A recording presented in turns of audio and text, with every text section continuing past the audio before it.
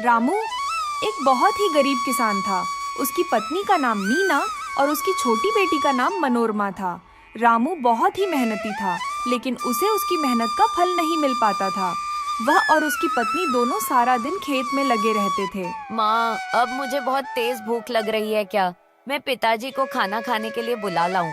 हाँ हाँ, जाओ बेटा, मैं तो उन्हें कब से बुला रही हूँ, लेकिन वह है कि मेरी कुछ सुनते ही नहीं है। फिर मनोरमा रामू को बुलाने के लिए चली गई। पिताजी, आप जल्दी से खाना खाने चलो। आप कब से काम कर रहे हो? मुझे बहुत भूख लग रही है। फिर रामू अपने बेटी मनोरमा के साथ अपनी पत्नी के पास चला गया और उसकी पत्नी ने सबके लिए खाना परोसा और वह सब खाना खाने लगे। ऊपर वाले से इस बार यही दुआ है कि ठीक से बारिश हो, वरना बहुत दिक्कत हो जाएगी। पिछले साल ठीक से बारिश न होने के कारण अपनी मेहनत बर्बाद हो गई थी। बस ऊपर वाला, इस बार ऐसा बिल्कुल नहीं हो। इस बार रामू ने मीना के सारे गहने बेचकर खेत के लिए बीज और खाद खरीदे थे। रामू बहुत ही मेहनत से अपने खेत में अपने बीज बो रहा था। उसे उम्मीद थी कि इस बार उसकी फसल बहुत अच्छी होगी। कुछ महीने बाद उसके खेत में फसल उग जाती है, लेकिन पकने से पहले ही बारिश न होने की वजह से उसकी फसल सूख जाती है। यह देखकर रामू बहुत दुखी होता है और अपने घर चला जाता है। आप उदास मत हो, आप एक बार फिर से कोशिश करो। क्या पता इस बार बारिश हो जाए और अपनी फसल अच्छी हो जाए। इस बार तो तुम्हारे गहने बेचकर बीज और खाद ले आया था, लेकिन अब मैं कहां से लेकर आऊं पैसे बीज और खाद खरीदने के लिए? तुम ही बताओ। आप अपने गांव के सेठ किशोरी लाल से कुछ पैसे उधार ले लो। अब अपने पास केवल एक ही चारा है, क्योंकि हम ऐसे हाथ पर हाथ धरे तो बैठ नहीं सकते। मेरा उसके पास जाने का बिल्कुल भी मन नहीं है। वह बहुत ही बदमाश आदमी है। एक बार जो उससे पैसे ले लिए तो उसका ब्याज कभी खत्म ही नहीं हो पाएगा। पता नहीं वह किस हिसाब से हिसाब चलाता है। देख लीजिए, हमारे पास इसके अलावा कोई और उपाय भी तो नहीं है। थोड़ी ही देर में रात हो जाती है, लेकिन रामू को नींद नहीं आ रही थी, क्योंकि उसे समझ नहीं आ रहा था कि वह पैसों का इंतजाम कैसे करे। सेठ किशोरी लाल से पैसे तो तुरंत मिल जाएंगे, लेकिन गांव के कई लोग उसके जाल में फंस चुके हैं, और जो भी उसके जाल में फंसा है उसने अपनी पूरी जमीन तक गंवा दी है। मुझे समझ नहीं आ रहा कि मैं क्या करूं, कहां से लेकर आऊं पैसे। अगर पैसों का जुगाड़ नहीं हुआ तो खेती कैसे करूंगा? रामू को इस तरह सोचते सोचते ही सुबह हो जाती है। रामू बेचारे ने ना चाहते हुए भी सेठ किशोरी लाल के यहाँ पैसे लेने के लिए चला जाता है। अरे आओ आओ रामू भाई, बताओ कैसे आना हुआ? सेठ जी, मुझे कुछ पैसों की जरूरत थी, नए बीज और खाद लाने के लिए। अरे तो इसमें इतना डरने वाली कौन सी बात है? हम तो बैठे ही पैसे देने के लिए हैं। हम तो जरूरतमंद लोगों की सेवा ही करते हैं। पता है रामू, ये जीना भी क्या जीना है। अगर आप किसी की मदद ना करो तो मैं तो ऊपर वाले का शुक्रिया अदा करता हूँ। मुझ जैसे इंसान को ऊपर वाले ने तुम लोगों की सेवा करने के लिए चुना है। रामू को किशोरी लाल की बातें सुनकर बहुत गुस्सा आ रहा था, लेकिन वो इस समय चुपचाप खड़ा होकर उसकी बातें सुन रहा था, क्योंकि उसे पता था कि आई उसकी मदद वही कर सकता है। अरे रामू, क्या सोच रहे हो? बताओ तुम्हें कितने पैसे चाहिए, मैं तुम्हें अभी देता हूँ। मालिक, अभी मुझे 10,000 की जरूरत है। अरे तुम 10,000 लो या 20,000 लो, लेकिन तुम्हें पता है ना, ब्याज तो पूरे 30 से कम नहीं लगेगा। यह चालाक आदमी 30 पर ब्याज ले रहा है और ऊपर से बोल रहा है कि समाज सेवा कर रहा हूं। लेकिन दुख तो इसी बात का है कि ऊपर वाला भी ऐसे लोगों की ही मदद करते हैं। हम जैसे लोग तो इधर उधर धक्के ही खाते हैं। फिर रामू बीज और खाद लेकर अपने घर चला जाता है और अगले दिन सुबह होने पर रामू अपने खेत में बीज बो देता है और थोड़ी बारिश भी हो जाती है, जिससे रामू की फसल बहुत अच्छी तैयार हो जाती है। देख रही हो मीना, इस बार अपने खेत में कितनी अच्छी फसल हुई है, और इतनी अच्छी फसल होना ही एक किसान की जीत होती है, और ये सब कुछ तुम्हारी वजह से ही हो पाया है। अगर तुम मुझे हौसला नहीं देती तो आज अपने खेत में इतनी अच्छी फसल नहीं हो पाती, और तुमने भी अपने खेत में बहुत मेहनत की है। अब अपने जल्दी ही अच्छे दिन आने वाले हैं। यह तो बस ऊपर वाले की ही कृपा है कि इस बार अपनी ये सब बातें करके दोनों अपने घर चले जाते हैं। फिर उसी दिन रात को बारिश शुरू हो जाती है। पूरी रात बहुत तेज बारिश होती है। सुबह होने पर भी बारिश रुकने का नाम नहीं ले रही थी। मीना ना जाने बारिश कब रुकेगी। पहले तो बारिश हो नहीं रही थी और अब हो रही है तो इतनी हो रही है कि कल रात से रुकने का नाम तक नहीं ले रही है। क्या पता मेरी फसल कैसी होगी। आप बिल्कुल भी चिंता मत कीजिए, देखना जल्दी ही बारिश रुक जाएगी। फिर आप जाकर अपने खेत की फसल को देख आना।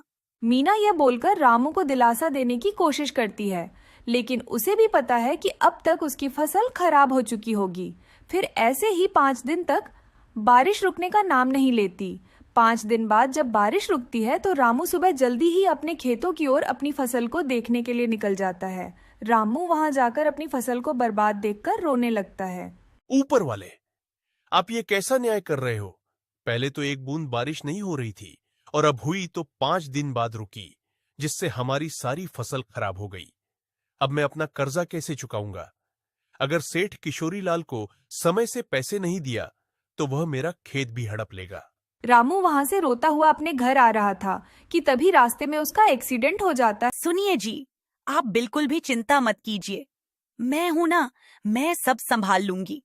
आप सिर्फ अपना ख्याल रखिए, आपका साथ होना भी मेरे लिए बहुत है। आप बस मेरा साथ मत छोड़ना। मीना सेठ किशोरी लाल के यहाँ जाकर उससे पैसों की भीख मांगती है। सेठ जी, मैं आपके पैसे चुका दूंगी, लेकिन अभी आप ही हैं जो मेरी मदद कर सकते हैं। मैं तुम्हें पैसे तो उधार नहीं दे सकता, लेकिन मेरे पास कुछ आलू पड़े हैं। तुम उन्हें बाजार में बेच आओ। अगर तुमने उनको अच्छे दामों में बेच दिया तो मैं तुम्हें उस कीमत का कुछ हिस्सा दे दूंगा। मीना के पास और कोई उपाय नहीं था, इसलिए वह इस बात के लिए मान जाती है।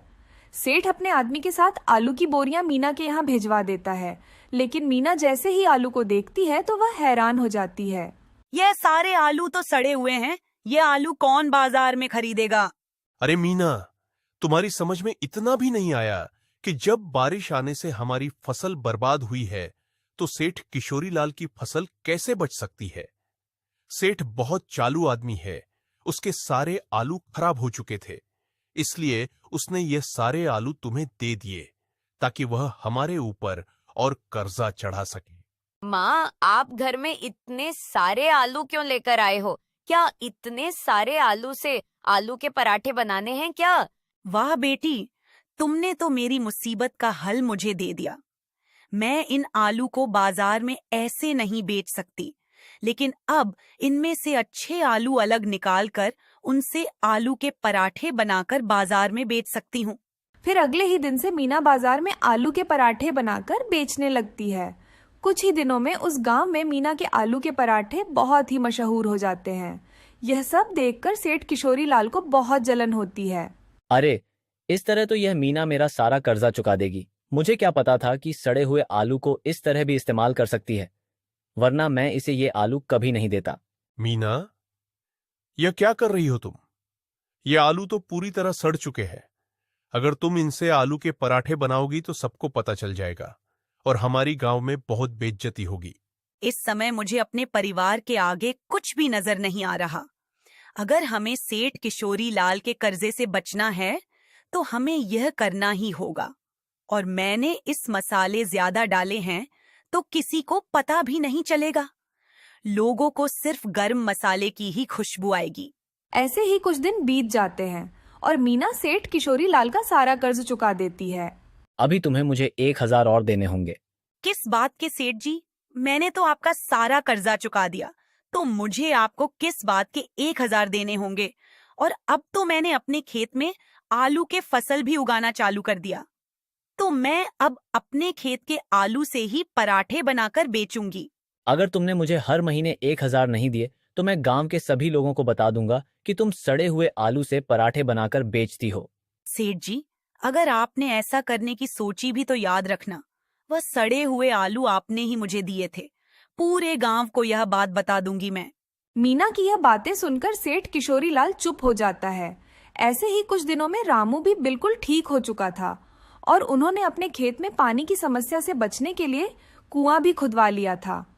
और अब वह दोनों पति पत्नी अपने खेत में आलू की फसल उगाया करते थे। रामू आलू को बाजार में बेचा करता था और जैसे ही आलू खराब होने लगते तो मीना उनसे आलू के पराठे बनाकर बेचा करती थी।